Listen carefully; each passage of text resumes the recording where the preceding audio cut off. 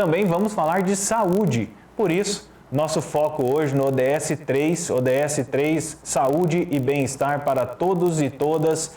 Esse é o nosso tema, o tema de hoje está alinhado com este Objetivo de Desenvolvimento Sustentável que compõe a Agenda 2030 da ONU. E o Sistema Sagres de Comunicação integra o Pacto Global de Mídia e, por isso, a gente alinha editorialmente os nossos conteúdos à Agenda 2030. E a reabertura do comércio e o relaxamento das medidas de isolamento levaram o Brasil a enfrentar uma antiga pandemia, né? Um pico de mortes e contágios pelo coronavírus.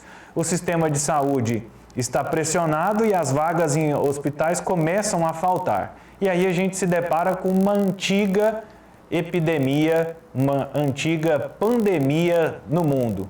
Nós estamos falando de acidentes de trânsito, né? E parte dessa pressão, dessa força que causa alerta nos governos, nos prefeitos, né, e também em todos os especialistas de saúde, se deve ao aumento no número de acidentes de trânsito desde a reabertura do comércio. Até um dado curioso, né?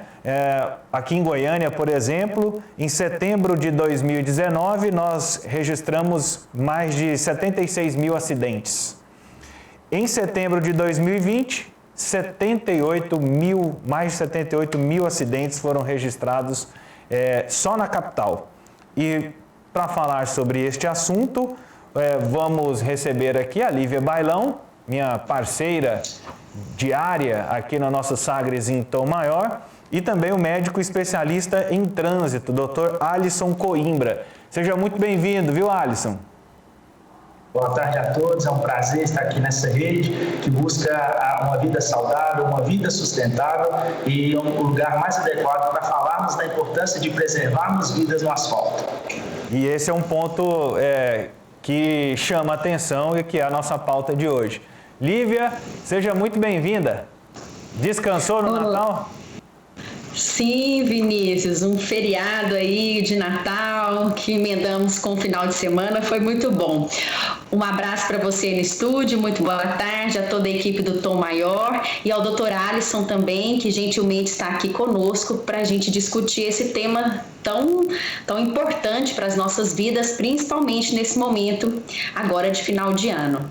Dr. Alisson, eu queria que o senhor falasse um pouco sobre a sua experiência e que sinais você identifica, além dos números, desse aumento, que a gente possa relacionar o fim do isolamento social com esse aumento dos acidentes, com o impacto dentro das UTIs, dentro dos leitos. São três temas que aparentemente não estão tão conectados. Até algum dos nossos ouvintes, telespectadores vão falar assim, não, mas estão tentando forçar demais aí para dizer que o isolamento social vai impactar e que o trânsito... Como é que a gente compreende essa relação, hein, doutor Alisson? Excelente pergunta, Vinícius, boa tarde a todos que nos assistem e nos escutam também. Na verdade, o nosso objetivo é deixar clara a importância do deslocamento seguro e saudável em todo o país. A questão do coronavírus, ele mostrou uma fragilidade do nosso sistema de saúde, principalmente, né, do atendimento nas UTIs, que são atendimentos mais emergenciais, da sua baixa oferta de vagas, tanto no sistema público como no privado. E o trânsito entra, historicamente, como o maior cliente dessas UTIs, pois mais de 60% de todos esses leitos, ao longo de mais de 10 anos, já são ocupados por vítimas de acidentes de trânsito. Então, nós temos aí uma fatia de 40%, que, se não modificada, nós não vamos conseguir atender toda a demanda dos problemas respiratórios, das insuficiências respiratórias que essa síndrome traz e carece, né, de intubação, de equipamento, de equipes multidisciplinares, sem falar de outras pessoas que não pararam de ter infarto, derrame, de todas as outras doenças que também carecem desse atendimento especializado. Então, nesse momento, a redução da circulação ela foi muito positiva, pois a redução do número de acidentes fez com que esses clientes que já eram conhecidos e sabidamente, né, das UTIs, eles não mais frequentassem. Então, nós comemoramos essa redução do número de acidentados de trânsito, comemoramos essa maior oferta para recebimento dessas pessoas graves, né, por complicações da Covid-19, e temos aqui nesse momento mostrar para a população quão importante todas as armas são válidas para vencermos uma pandemia. É muito estranho, Vinícius, ouvir você no início da abertura do programa, há quase 9 meses de uma pandemia, nós temos que conscientizar as pessoas quanto à obrigatoriedade do uso de máscara. Imagina há quanto tempo nós fazemos orientações para uma direção veicular segura. E um outro ponto que teve, a pandemia trouxe duas sinalizações da mobilidade urbana. Primeiro ponto, no primeiro momento, uma boa adesão, uma redução do fluxo de veículos. Mas aí um outro fator entrou em cena. As vias mais desobstruídas implicaram no excesso de velocidade, no aumento das infrações e principalmente no aumento da energia, da violência dos acidentes que foram ocorrendo nesse período, de modo que também necessitavam de intervenções em unidades de UTI pela gravidade dos ferimentos. Então, nesse momento agora, nós temos aí fim de ano, deslocamentos, então a gente tem que estar sempre atento às duas situações que podem afetar o trânsito. Uma boa adesão e uma redução da circulação para a gente ter uma medida maior de fiscalização e de orientação quanto à não imprudência, as coisas mais óbvias. E um outro ponto, que é a não adesão da população em um momento de euforia, que todos estão há muito tempo sem festa, muitos fazem a combinação criminosa e perigosa de álcool e direção, o que pode levar o sistema ao colapso. Pode falar, Lívia. Eu queria perguntar para o Dr. Alisson se, de acordo com a sua experiência, Dr. Alisson, realmente essa época de fim de ano, a despeito da pandemia, né, independente dela, mas se essa época de fim de ano, nós temos, histórico no nosso país, o aumento do número de acidentes, porque as pessoas viajam, deslocam, estão de férias, né? E aí agora nós temos uma conta difícil de fechar, porque a gente está vivendo o recrudescimento, né, das mortes numa chamada segunda onda, combinado com essa questão do final de ano, que já é um movimento maior, né? E da flexibilização do isolamento. Quer dizer, está um cenário que requer de nós muita responsabilidade. Como é que você avalia isso?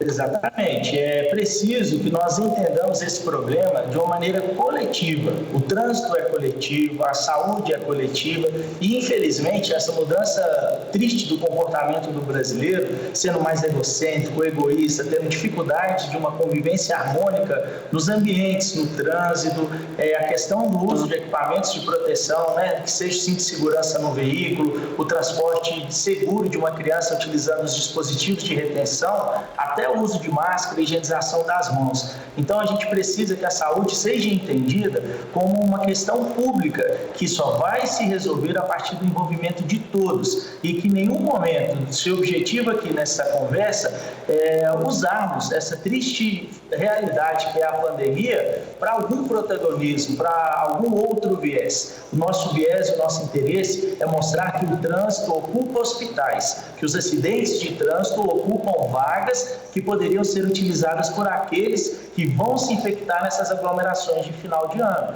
Então, se não pode se reduzir a circulação de veículos, que se reduza a aglomeração, ou melhor, que se faça essas duas reduções. Doutor Alisson, e quem se torna mais responsável ou que papel tem cada ente nesse cenário eu até gostei do termo, do deslocamento saudável, do deslocamento sustentável.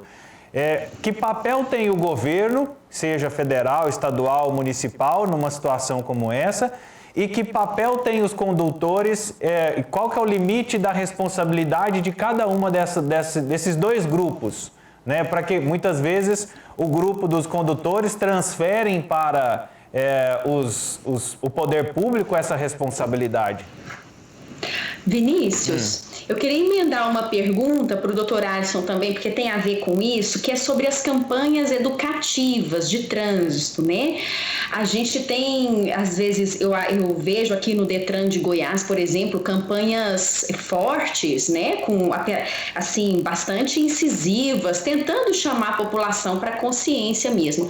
Se na sua visão, Dr. Alisson, essas campanhas educativas feitas pelo poder público, e aí por isso tem a ver com a pergunta do Vinícius, elas realmente têm um resultado de ordem prática efetivo. Então vamos ao primeiro ponto. Um país, ele não se sustenta sem alguns pilares: a educação, a saúde, as leis. Para o trânsito isso não é diferente. Então cabe ao Poder Executivo e ao Legislativo desenvolver leis que não sinalizem às pessoas que são infratores que o governo quer flexibilizar. Então, esse é o primeiro ponto, a sinalização de um país que legisla com responsabilidade. Segundo pilar, a questão do Poder Judiciário. Hoje nós temos um número muito pequeno de pessoas que cometeram crimes de trânsito que ainda estão atrás das grades. Então, um país que não pune, ele passa também essa mensagem de não cumprimento das leis. O que a gente mais vê é o fato, a família da vítima. E, infelizmente, essa realidade tem que modificar. Nós estamos assistindo vidas sendo trocadas por cestas básicas, por serviços sociais, e em tempos curtos, essas pessoas estão, sim, mais uma vez cometendo os mesmos crimes que sabidamente já cometeram anteriormente. A questão da educação, ela é um pilar fundamental. A educação, ela faz parte também do trânsito no ensino fundamental. Hoje, o constrangimento que uma criança gera em um adulto ao corrigi-lo em uma ultrapassagem devida, em um excesso de velocidade, mostra, assim, o caráter dessa criança. E os nossos futuros motoristas, eles precisam desse cuidado também na educação.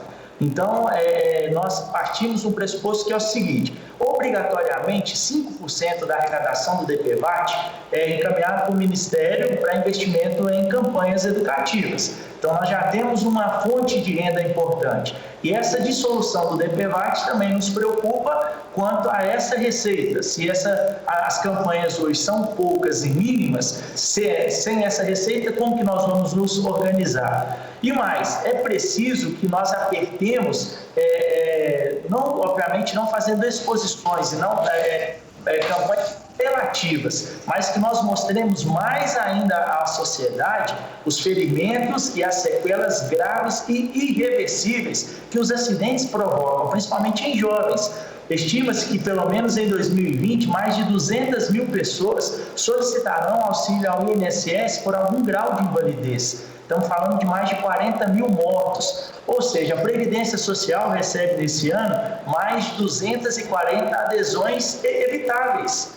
O que faz com que nós, que estamos aqui com a vida produtiva, trabalhando, possamos ser privados da nossa aposentadoria, de todas as nossas necessidades da Previdência Social, por uma falta de políticas que, nesse momento, fechem a torneira, interrompam essa catástrofe, essa pandemia, né, que também é o trânsito. O trânsito, na verdade, ele é uma epidemia, porque ele é crônico, ele é contínuo e é negligenciado. E, doutor Alisson, você cita aí um perfil jovens, né? Até vi um levantamento de que homens jovens é o perfil do causador, né? Dos acidentes em que a causa do acidente ou é imprudência ou é imperícia. Onde falha essas campanhas de conscientização? O senhor até falou sobre... a gente está aqui pedindo para que utilize máscara, que teria que ser uma coisa mais fácil de ser aceitada pelas pessoas. Onde a gente falha na comunicação, e aí eu incluo toda a sociedade, para que esse processo de conscientização não seja algo obrigatório, mas seja algo de consciência coletiva? Sim, se nós pegarmos hoje as principais causas dos acidentes, a imprudência, a desobediência às leis são entre o top 3. Mas se nós caracterizarmos e culparmos somente a imprudência como um fator, eu estou menosprezando o papel da engenharia de trânsito, o papel do desenvolvimento de asfaltos, de pistas, né, principalmente, Vinícius, a correção de longos trechos que são sabidamente estradas da morte. A gente vê há quantos anos falar que uma rodovia, que um trecho é uma rodovia da morte, mas você não vê o Ministério da Infraestrutura indo lá e recapeando tudo, investindo em sinalização, investindo em fiscalização. Então o brasileiro está muito preocupado em ampliar, levar o progresso, asfaltar mais. Isso é importante, mas nós temos que corrigir erros. É preciso que a indústria automobilística ela assuma a sua responsabilidade. Hoje os acidentes motociclísticos eles ocupam mais de 80%, né, de todos os veículos. E o que se vê da indústria motociclística investindo na segurança de motociclistas, na segurança de pedestres, que são os mais vulneráveis no trânsito, a própria indústria de veículos. Então é a hora de nós revermos e aceitarmos minimamente que nós falhamos. Eu falhei como médico ao avaliar, o psicólogo, na avaliação dele também pode cometer erros, a legislação. Então é a hora de uma meia-culpa coletiva urgente para que nós possamos começar um 2021 de uma maneira mais diferente, pois o trânsito segue matando o mesmo número de pessoas. Então, comemorou-se muito que o Brasil atingiu a meta da ONU, né, para 2000, da década segura do trânsito, que encerrou esse ano. Mas, infelizmente, nós atingimos esse dado, esse número, porque houve a redução de veículos e, com isso, menos pessoas morreram. Então, nós não temos o que comemorar, porque se não houvesse a redução da circulação, o trânsito mataria até mais pessoas. Então, é preciso que nós entendamos investimento em educação, a educação no trânsito, a necessidade de levarmos as crianças aos DETRANs, às polícias de trânsito, para entender uma necessidade de atravessar uma faixa de segurança, de ser gentil no trânsito, de entender que hoje você está dentro de um veículo, você não tem, isso é uma arma, mas que amanhã você está a pé e você está vulnerável. Então, se nada se faz no cuidado com o outro, quem também vai cuidar de nós? E hoje, infelizmente, muitas pessoas saem de casa e não mais retornam. Então, até quando nós vamos precisar que o trânsito entre na nossa vida como uma tragédia para que a gente comece a tratá-lo com a responsabilidade devida? Isso está muito perto de cada um de nós.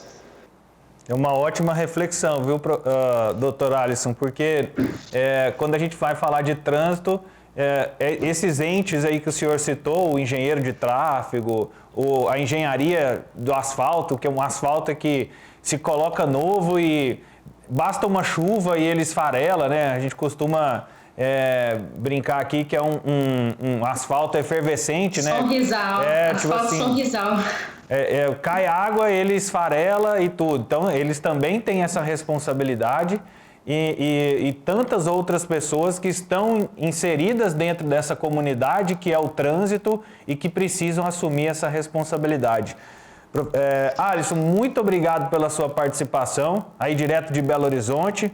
Espero que tenha sorte e menos trabalho em 2021 com relação à sua especialidade, que é ser médico, especialista em trânsito. A gente espera que tenha menos acidentes e mais vida em 2021 e mais consciência. Então, eu agradeço muito a sua disponibilidade de estar aqui conosco, de compartilhar o seu conhecimento, a sua experiência e que a gente possa fazer esse alerta a tantas pessoas. Muito obrigado pela oportunidade.